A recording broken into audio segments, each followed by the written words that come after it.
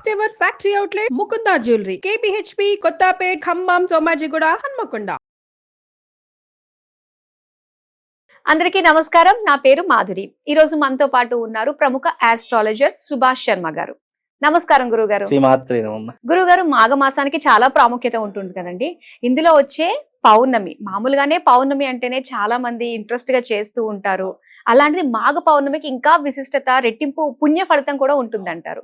మరి ఎలాంటి ఫలితం మనం సంపాదించుకోవచ్చు, అలాగే ఆ రోజు చేసుకోవాల్సిన విధి విధానాల గురించి మాకు తెలియజేస్తారా? తప్పకుండా తెలియజేస్తాను. ముందుగా ప్రేక్షకులందరికీ శ్రీమాత్రే నమః, శ్రీ గురుభ్యో నమః.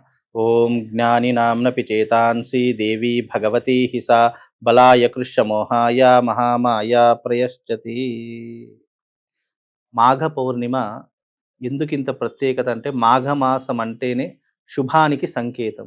శుభముహూర్తాలకు ఆరంభమయ్యేటటువంటి రోజు మాఘమాసం. ఎందుకంటే జనవరి మాసం అంతా కూడా పౌష్య మాసము, శూన్యమాసం అని పిలుస్తూ ఉంటాం. ఆ సమయాల్లో ఇలాంటి శుభకార్యాలు కూడా చేయరు.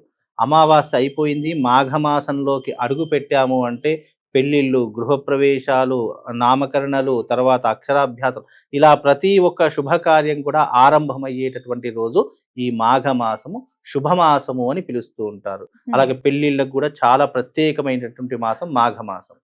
ఈ మాఘమాసంలోనే దేవతలకు సంబంధించినటువంటి ఎన్నో క్రతువులు, వాళ్ళ యొక్క జననములు, వాళ్ళ యొక్క ఆవిర్భావములు అయినటువంటి మాసం కూడా ఈ మాఘమాసమే అని చెప్పడం జరిగింది. జపాలకు, తపాలకు, హోమాలకు, దానాలకు, ధర్మానికి ఈ యొక్క మాసం పెట్టినటువంటిది పేరుగా చెప్పడం జరుగుతుంది. ఎందుకంటే మనకు వసంత పంచమి, సరస్వతీదేవి యొక్క ఆవిర్భవించినటువంటి రోజు వసంత పంచమిగా జరుపుకుంటాం. అది మాఘమాసంలోనే. ఆ తర్వాత స్కంద షష్ఠి అంటే స్కందుడు పుట్టినటువంటి రోజుగా కూడా జరుపుకునేటటువంటి మాసం మాఘమాసమే. అందులోనూ రథసప్తమి, సూర్య భగవానుడు పుట్టినటువంటి రోజు కూడా మాఘమాసం సప్తమి రోజున ఆవిర్భవించాడని కూడా చెప్పడం జరిగింది. అందుకే మాఘమాసంలో రథసప్తమి జరుపుకుంటాము. అలాగే భీష్మ ఏకాదశి కూడా మాఘమాసంలోనే రావడం జరుగుతుంది. అలాగే పౌర్ణిమ అంటే ఇన్ని రకాలైనటువంటి దేవతలకు సంబంధించినటువంటి క్రతువులు కూడా చేసుకునేటటువంటి మాసము కాబట్టి ఈ మాసానికి అంత పేరు. అందులోనూ మాఘ పౌర్ణిమకు మరింతగా రెట్టింపు. ఎందుకంటే శక్తిని ఆరాధన చేసుకోవడానికి. అలాగే ఈ పౌర్ణమి, అమావాస్యలు దేనికి సంకేతం అంటే అమ్మవారికి సంకేతము. అమ్మవారి యొక్క ఆరాధనకు, అమ్మవారి యొక్క ఉపాసనకు, అమ్మవారి యొక్క సాధనకు పెట్టినటువంటి పేరు ఈ మాఘమాసం పౌర్ణిమ. మామూలుగా ప్రతి పౌర్ణిమ, అమావాస్య అమ్మవారికి చాలా ప్రీతికరమైనటువంటిది. కానీ ఈ మాఘ పౌర్ణిమ అనేటటువంటిది ఇంకా ప్రత్యేకమైనటువంటిది. మామూలు రోజుల్లో 10 పుణ్యం వస్తే మాఘ పౌర్ణమి రోజున 100 పుణ్యం సంపాదించుకోవడానికి ఈ పౌర్ణిమ అంత శుభానికి సంకేతం. ఎందుకంటే ఇన్ జనరల్ గా చెప్పాలి అంటే, మామూలుగా మన ఇంట్లో ఉన్నటువంటి వారు ప్రతిరోజు మనల్ని పలకరిస్తారు, ప్రతిరోజు మనకు హాయ్ బాయ్ అని చెప్తూ ఉంటారు. కానీ స్పెషల్ డేస్ కొన్ని మనుషులు, కొన్ని పుట్టినరోజులు కానీ, పెళ్లి రోజులు కానీ, ఆ రోజున మనకు స్పెషల్గా విషెస్ ఎలా తెలియజేస్తారు, ఆ రోజున మనం చాలా సంతోషపడుతూ ఉంటాము, అయిన వాళ్ళు మనకు విషెస్ చెప్పారు కదా. అలాగే పౌర్ణిమ ప్రతి మంత్ వస్తుంది, కానీ మాఘ పౌర్ణిమ చాలా స్పెషల్ పౌర్ణిమ అని చెప్తూ ఉంటాం. ఎందుకంటే ఈ మాఘ పౌర్ణిమ లలితాదేవికి చాలా ఇష్టమైనటువంటి పౌర్ణిమ. అందులోనూ ఈ మాఘమాసం అంటేనే గుప్త నవరాత్రులకు చాలా పెట్టింది పేరు. శ్యామలా నవరాత్రులు జరిపేటటువంటి రోజుగా కూడా ఈ మాఘమాసంలోనే వస్తాయి. అందుకే ఇవన్నీ కూడా శక్తికి సంబంధించినటువంటి రోజులు. అలాగే మాఘమాసంలో ఒక మనిషి, ఒక జీవి తనను తాను ఉద్ధరింపజేసుకోవడానికి, తన జీవితాన్ని మార్చుకోవడానికి, తన జీవితాన్ని సరిదిద్దుకోవడానికి, చేసిన పాపముల నుండి బయటపడడానికి పెట్టినటువంటి పేరు ఈ మాఘ పౌర్ణిమ. మాఘ పౌర్ణిమ రోజునే ముఖ్యంగా చేయవలసినటువంటి విధులు ఏం చెప్పారు మన పురాణాలలో, వేదములలో కానీ, శాస్త్రంలోనో కానీ, మునులు కానీ, ఋషులు కానీ ఏం చెప్పారంటే, మాఘ పౌర్ణిమ రోజున గంగా స్నాన విధిని ఆచరించాలి, దాన ధర్మాలు ఆచరణ చేసుకోవాలి, దైవిక ఆరాధన చేసుకోవాలి, సంగమ తీరంలో స్నానం ఆచరణ చేసుకోవాలి, శివాలయంలో నువ్వుల నూనెతో దీపం వెలిగించాలి, నువ్వులు దానం చేయాలి, బెల్లము దానం చేయాలి, కంబలి, గొంగడి ఇవి దానం చేయాలి. అలాగే ఆ రోజున దైవిక ఆరాధన, దైవిక సాధన తప్పకుండా ఆచరణ చేసుకోవాలి.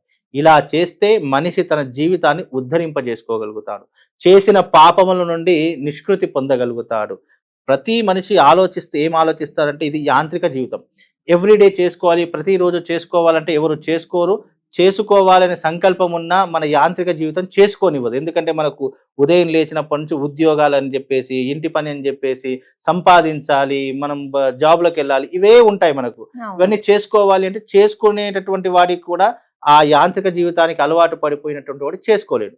కనీసము ఈ యొక్క మాఘమాసంలో చవితి తీర్థ రోజునందు కానీ, లేదా పౌర్ణమి రోజునందు కానీ, లేదా పౌర్ణమి అమావాస్య తిథి నందు కానీ, ఏకాదశి రోజు కనీసం ఈ తిథులనైనా ఉపయోగించుకుంటే ఈ మాఘమాసం మొత్తం కూడా స్నానం చేసిన పుణ్య ఫలితము, భగవంతుని యొక్క సంపూర్ణమైనటువంటి అనుగ్రహం కలుగుతుంది అని మనం చాలా మట్టుకు చెప్తూ ఉంటాం. కాబట్టి ఈ మాఘమాసంలో పౌర్ణమి రోజున తప్పకుండా సంగమ స్నానం, అంటే సంగమ స్నానం అంటే అర్థం ఏంటంటే ఒకటికి మించి ఎక్కువ నదులు ఎక్కడైతే కలుస్తాయో, సంగమిస్తాయో ఆ సంగమ తీరంలో స్నానం ఆచరించడం వల్ల మన జన్మాంతరాల వరకు చేసిన పాపములన్నీ కూడా వెళ్ళిపోతాయి.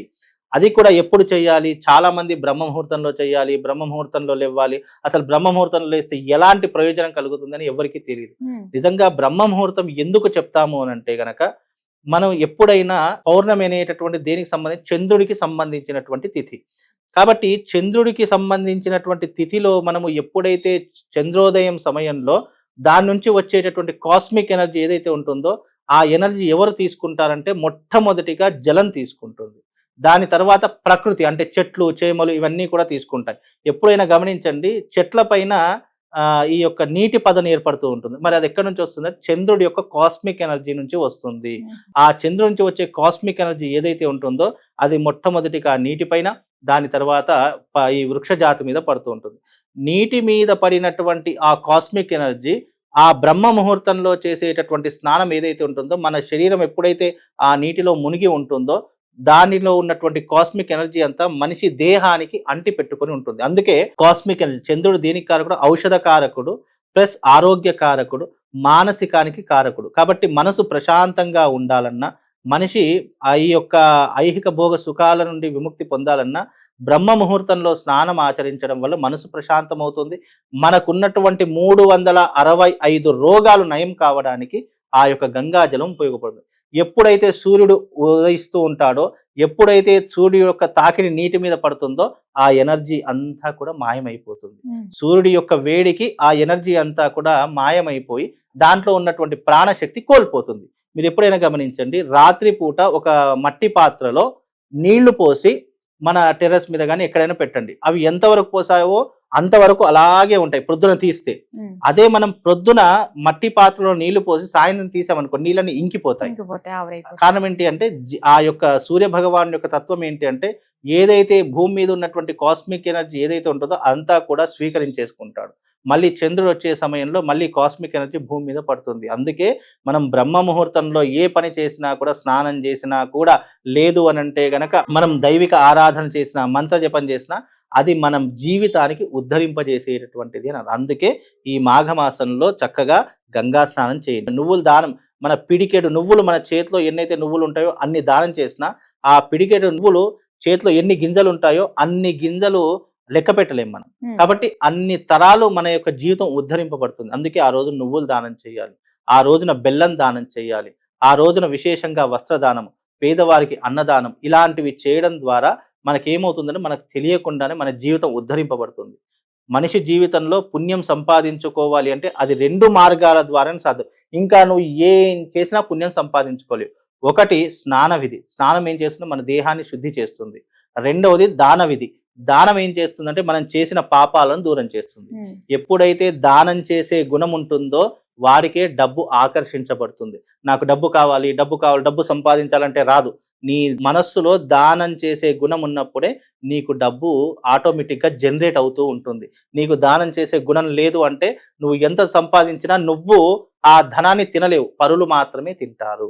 కాబట్టి ఎప్పుడైనా పుణ్యం సంపాదించుకోవాలంటే గంగా స్నాన విధిని ఆచరించాలి, దానం అనేటటువంటి చేసుకోవాలి. అలాగే ఈ పౌర్ణమి రోజున ఈ రకమైనటువంటి దాన్ని వినియోగించుకుంటే తప్పకుండా జీవితము సుఖమయంగా ఉంటుంది, అదృష్టవంతంగా మారిపోతుంది. చాలా చక్కగా వివరించారు గురుగారు. మాఘ పౌర్ణమికి ధన్యవాదాలండి.